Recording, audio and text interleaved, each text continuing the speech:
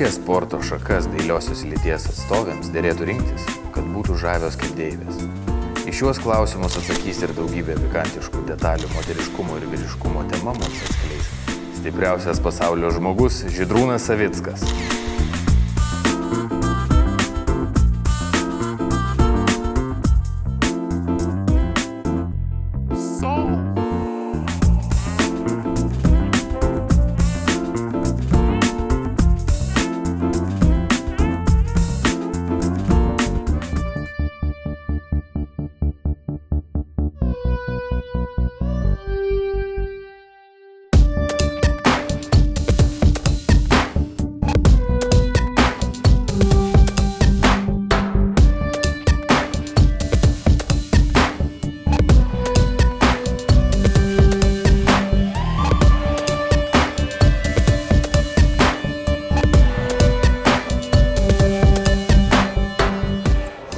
Darbas yra tas užsiėmimas, iš ko vyras pragyvena ir išlaiko savo šeimą.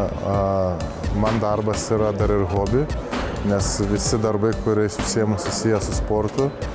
Ir tai yra geriausia, kada galima darbą derinti su hobiu. Tai tada, kaip sako kiti žmonės, nereikia dirbti, bet tiesiog džiaugiesi gyvenimu, turėdamas puikų hobį, kuris tave maitina. Sporte labai reikia užsispyrimo ir kruopštaus darbo. Tai sportininkai labai daug versle pasiekia, nes yra užsispyrę, ko taipogi versle reikia ir daug dirba. Taip pat jie turi puikias fizinės savybės, kad gali ilgai dirbti ir nepavargsta. Tai labai padeda versle. Manau, kad į klubą privilioja daug faktorių. Vienas galbūt yra mano asmenybė, bet vis tik tai svarbiausia yra gera komanda, geri treniruokliai, gera aplinka ir gera atmosfera.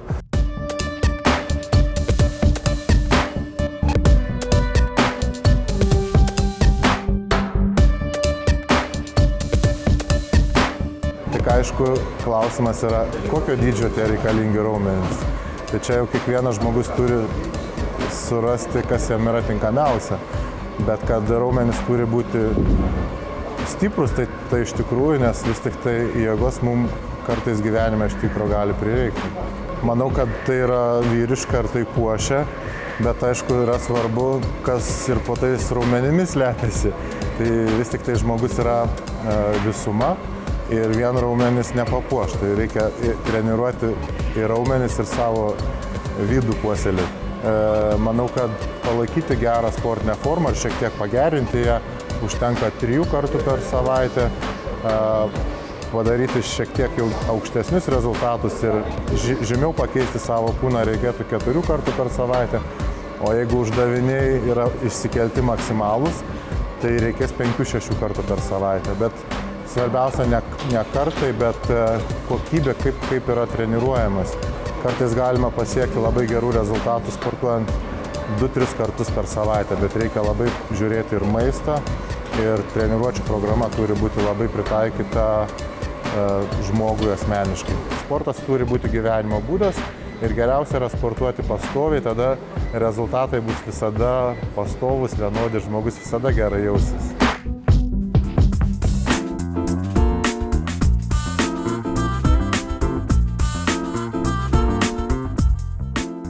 Moters kūnas turi būti, mano akimis žvelgiant, taip pat šiek tiek sportiškas, aišku, ne per daug.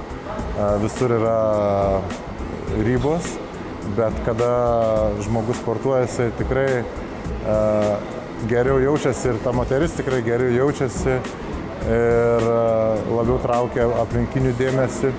Ir manau, jinai svarbiausia, kad viduje puikiai jaustųsi.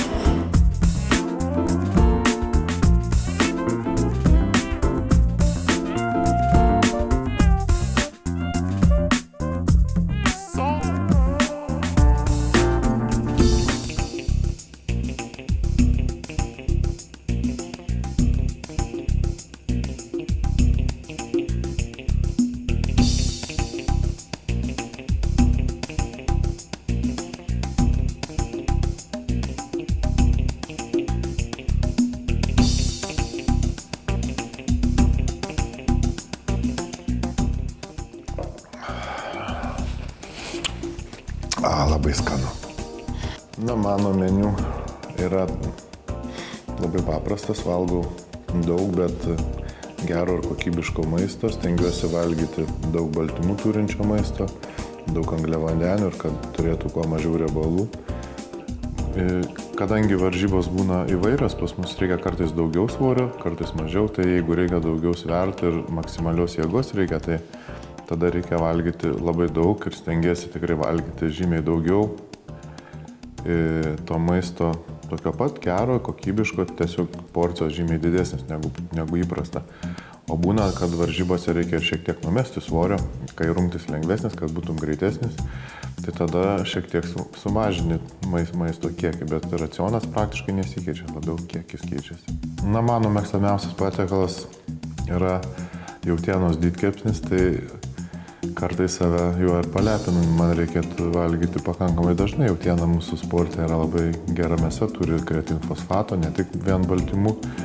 Taigi tai yra ta mėsa, kuri suteikia daug jėgos, bet ne visada tenka pavalgyti gerą didkepsnį, nes vis tik tai jį reikia gerai mokėti iškepti ir reikia labai geros ir kokybiškos mėsos.